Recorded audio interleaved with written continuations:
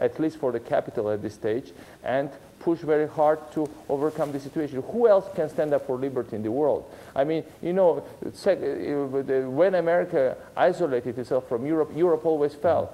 Europe is at the edge now. You know, and you know, the point here is, I know America is overstretched. I know there are many other things, but realize where we are, what we are heading towards now. You know, Russians have been very brutal, very deliberate, and they've been showing everybody we don't give a damn. You know, the bombs on them had inscriptions, the bombs that they dropped on us, some of them got unexploded. This is for President Bush, this is from the United States, this is for NATO.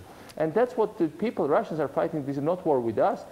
They are by proxy trying to fight war with the West. And the West seems to be, you know, believing about that. But certainly I think, I really want to appeal. I mean, yesterday I heard Senator McCain said, we are all Georgians now. Well, very nice and, you know, very cheering for us to hear that.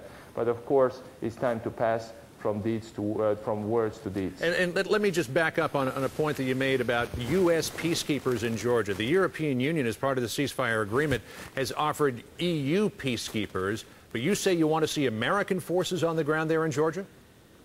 No, we know we need any impartial force that can come here.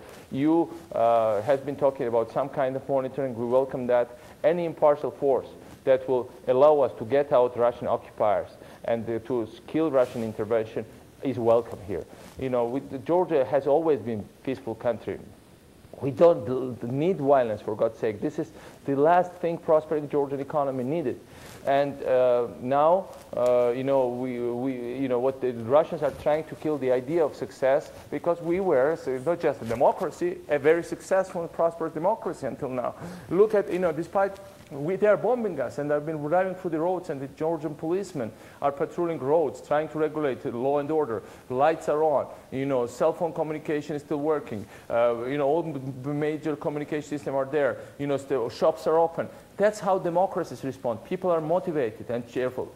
Fine, but you know, the point here is that, you know, certainly we need to protect all of this, and Georgia on its own cannot solve it. So if we could get any other peacekeepers on the ground, that we need to get out the Russians, because where there is Russia at this stage, where there is blood, there is violence, there is killings, there are war crimes. And the world should wake up to this very harsh reality. And Prime Minister Saakashvili, I know your time is short. I want to ask you one final question here. There have been some criticisms that you may have been at least partially responsible for bringing this on because you sent Georgian troops into South Ossetia.